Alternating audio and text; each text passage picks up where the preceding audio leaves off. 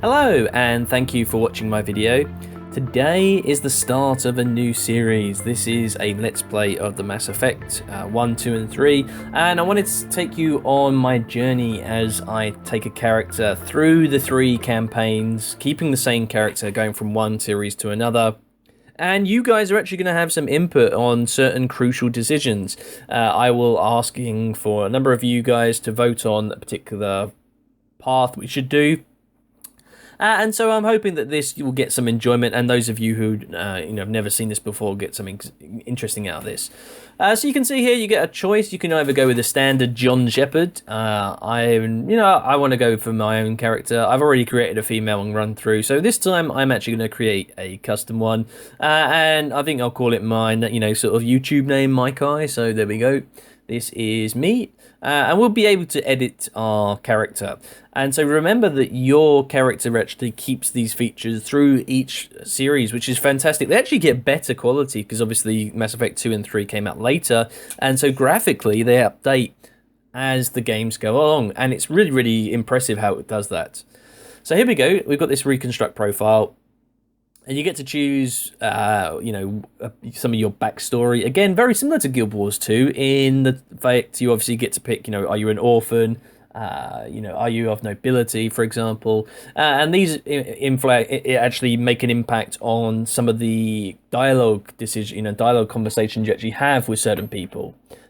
And then you get to choice, again, very similar to how you got a profession. You've got Vanguard, which is more sort of biotics. Again, you've got Sentinels, which are biotics and tech abilities. I actually played mainly on an Infiltrator just because I love it from long distance. Very similar to like the Thief in Guild Wars 2. Then you've got Adepts, which are biotic specialists. They're similar to be the spellcasters of Guild Wars 2. And then the Engineers, you've got Engineers. And Soldiers, they're basically the base, warriors. Vanguards, I'd say, they're kind of the revenants of the universe here. And I'm going to go for the Vanguard. And here we're going to go and change this character and try and get him kind of similar to what I look like, although it ends up not being that absolutely anything like me. Again, this is something I probably think that they could have. Obviously, this is going back, when we think Guild Wars 1, and if you think what the character creation you got in Factions, this is kind of exactly, or Factions or Nightfall, because they came out around the same time as Mass Effect 1.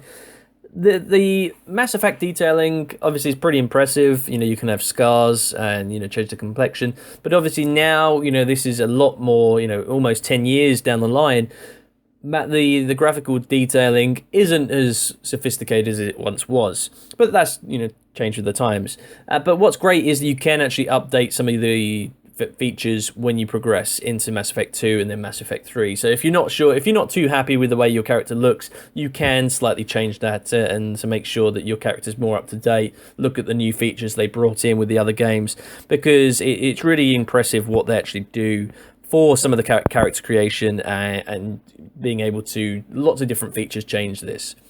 So this is, again, I just wanted to show off some of the different options you can do if you really are focused on creating a particular character.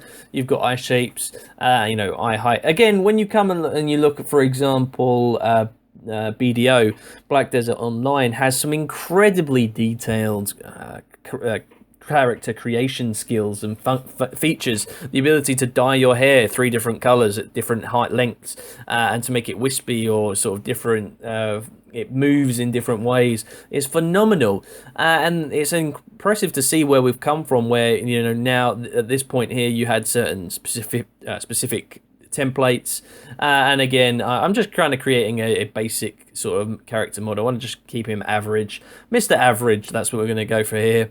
Nothing too crazy or stupid, just something that you can actually watch and perhaps relate to. It'd be interesting to see your feedback actually on this. I'd like to hear your comments, and which, if you actually like the character I created, or if you find him a bit weird, if you're not too happy and you think, oh, he needs to have a little bit of an update.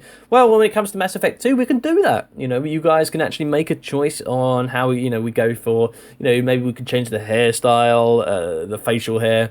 Obviously, facial hair, you're going to go for something, a bit rugged, kind of cool. This is bit of facial hair. make it a little bit darker as well, because it's kind of light right now. It needs to be a bit darker, I think, if you're really going to be able to properly appreciate the ruggedness. And again, you can change the hair color, a few different features. Obviously, it's much more detailed, you know, even in Guild Wars 2 that we've got now. And that'll be interesting to see, obviously, compare Guild Wars 2's character creation to Mass Effect 3's character creation, because they came around about the same time. So you can see that we've done the hair. We need to go back and do the jaw, because I think slight changing of the jaw. Again, I mean, I'm not too really... some of these options I don't really see... I don't even notice during the game. But it's cool that you actually get to customize your character in this particular way. And again, you know, what type of lips should we give them? Should we give them some sort of, you know, very, very kissable lips? Or should we, you know, sort of go for very thin lips? I don't like doing the old... the you know, full lips thing, and it just sort of gives a bad impression. But I like sort of just normal lips. So here we go. This is my character, Mikei Shepard. He's Earthborn, he's ruthless, and then he's Vanguard. Because one of the features that you are going to do is you get two choices for a lot of things. You can either be a renegade and go for a lot of sort of, you know, he's a tough son of a bitch, or you can be like the Paragon, which is interesting. Again, Guild Wars feature, or sort of nod to Guild Wars, in the fact that you can actually be a very good person. And again, they have different roles. You know, what you choose to do actually affects, you know, some of the choices that you can make. And so in this universe, I'm going to be the badass. Last time I was actually a very good character, so I want to experience what it's like to be a badass. And what we're going to have now, we're going to have some explanation. Well, what about Shepard? Earthborn, but no record of his family. Doesn't have one. He was raised on the streets, learned to look out for himself. He got most of his unit killed on Torfan. Again, that's some of the features that we've already picked. No matter what the cost. Is that the kind of person we want protecting the galaxy? That's the only kind of person who can protect the galaxy. I'll make the call. So now we're going to get an explanation about the backstory, you know, about the universe. So we've got this explanation of what Mass Effect is. It's this energy, this force that allows, you know, you to travel faster than light, and for this biotic, you know, sort of the ability to move objects, a bit of telekinesis. And so this is what the series is based upon. We're going to go into that a little bit more detail as the series goes on. So this is our ship. Got a nice heroic montage. Prime relays in range. Initiating transmission sequence. Commander.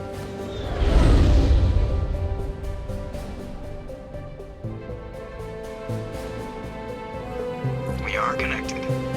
Calculating transit mass. Again, very impressive the way this all camera features moves around. The relay is hot. Acquiring approach vector. All stations secure for transit.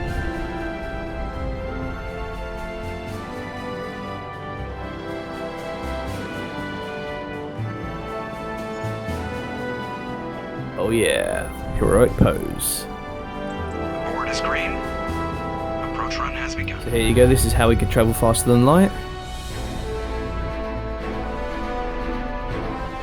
These are Mass Effect relays. These weren't built by humans, these were actually built by other races.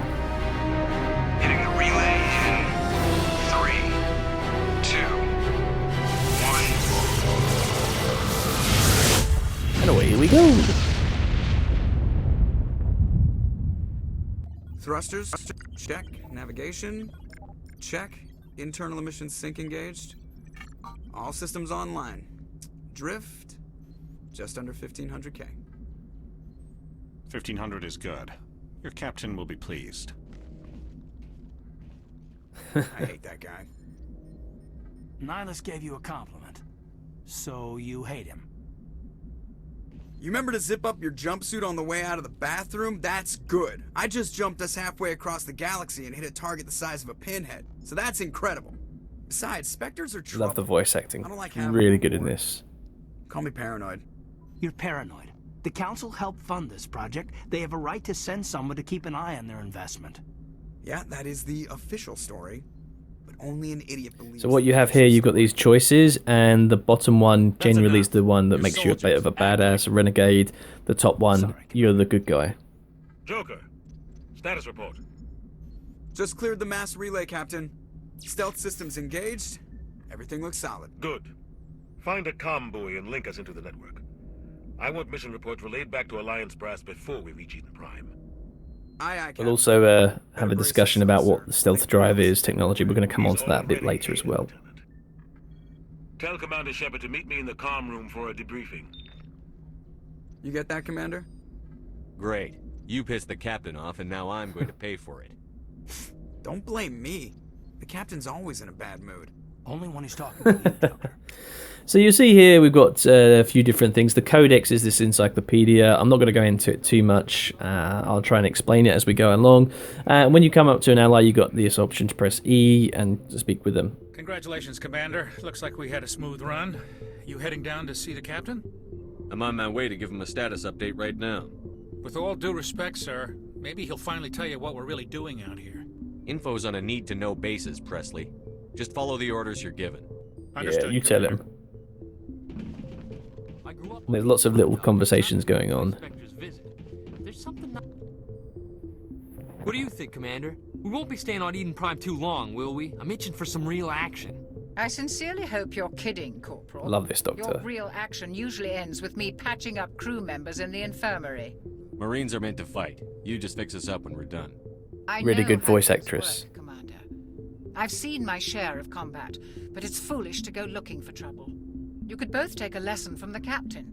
He's not afraid of combat, but he knows the value of restraint, too. Sorry, Doc, but this waiting's killing me. I've never been on a mission like Love this the before, music not as one well. with the Spectre on board. Do your job, follow my orders, and there won't be any problems. Easy for you to say. You proved yourself on Torfin. Everybody knows what you can do. This is my big chance. I need to show the brass what I can do. This mission isn't about personal glory, Corporal. We have a job to do. Don't do anything stupid to mess it up. Don't worry, sir. I'm not going to screw this up. So now you can actually investigate and learn different things. I'm not going to go into it too much during this Let's Play because it can get boring. But yeah, I'll just talk and let you guys know what some of the answers that we hear. At night, I used to climb this big hill and stare across the fields back at the lights from the main settlement. It was gorgeous. But when I got older, I realized it was a little too calm and quiet for me. That's why I joined the Alliance. Even Paradise gets boring after a while. What do you know about the Spectres? Only what I've heard. Spectre agents work directly for the Citadel Council. They usually work alone or in small groups. Spectres don't have any official power, though. Basically, they're a shadow organization with a mandate to preserve and protect galactic stability. Protect it at any cost. Don't forget that part. Spectres operate above the law. Why don't we have any of our own people in there? Spectres usually come from the Council races, like the Turians. We've been trying to get a human accepted into their ranks for years now. So far, it hasn't happened. Hey, Commander, you'd make a good Spectre. What you did on Torfin, that's what they're looking for. Success at any cost, ruthless efficiency, show no mercy. Sounds like my kind of job. This is all just wild speculation. The Spectres aren't interested in recruiting humans, no matter how capable. The captain's waiting for me. Again, some of the conversations that you actually have, they'll give you points to being a renegade or being a paragon. So it's always worth actually talking about this. So this is the Spectre. Commander Shepard, I was hoping you'd get here first. It will give us a chance to talk. What about? I'm interested in this world we're going to. Eden Prime. I've heard it's quite beautiful. I'm a Marine, not some tourist on vacation. It's more than just a tourist destination, isn't it, Shepard? Eden Prime is a symbol of your people. A perfect little world on the edges of your territory. Proof that humanity can not only establish colonies across the galaxy, but also protect them. But how safe is it, really? Are you trying to scare me, Spectre? Your people are still newcomers, Shepard. The galaxy can be a very dangerous place. Is the Alliance truly ready for this? I think it's about time we told the commander what's really going on. This mission is far more than a simple shakedown run. I already figured that out. We're making a covert pickup on Eden Prime. That's why we needed the stealth systems operational. I don't like being kept in the There's a dark. lot of story that's involved with this, so if you're struggling to follow, I will cover when it gets to a bit of a quiet period. Beacon during an excavation. It was Prothean. I thought the Protheans vanished 50,000 years ago. Their legacy still remains. The mass relays, the Citadel, our ship drives. It's all based on Prothean technology. This is big, Shepard. The last time humanity made a discovery like this, it jumped our technology forward 200 years. But Eden Prime doesn't have the facilities to handle something like this. We need to bring the beacon back to the Citadel for proper study. Obviously, this goes beyond mere human interests, Commander. This discovery could affect every species in Council space. We can handle this on our own. Unless something goes wrong. There's more, Shepard. Nihilus isn't just here for the beacon. He's also here to evaluate you. Since when do we answer to the Spectres? You're smart enough to know how things work, Commander. The Alliance has been pushing for this for a long time. Humanity wants a larger role in shaping interstellar policy. We want more say with the Citadel Council. The Spectres represent the Council's power and authority.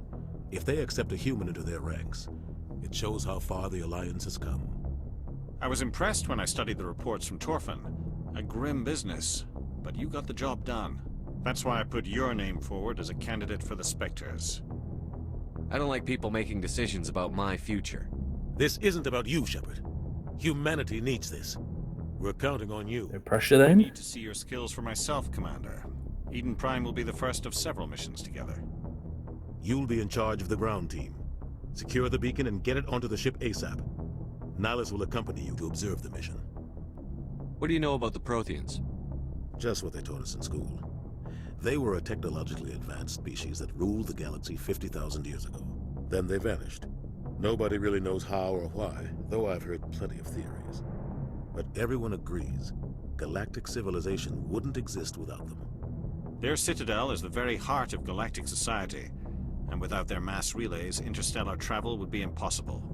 We all owe the Protheans a great debt. Just give the word, Captain. We should be getting close to Eden. Captain, we got a problem. What's wrong, Joker? Transmission from Eden Prime, sir. You better see this. Bring it up on screen.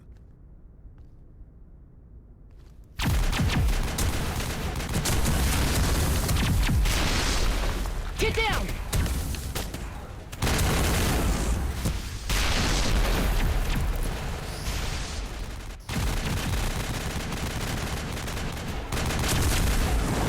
We are under attack, taking heavy casualties. I repeat, heavy casualties. We can't get evac. They came out of nowhere. We need. Oh shit. You gone. What the hell are they looking at? Holy mofo.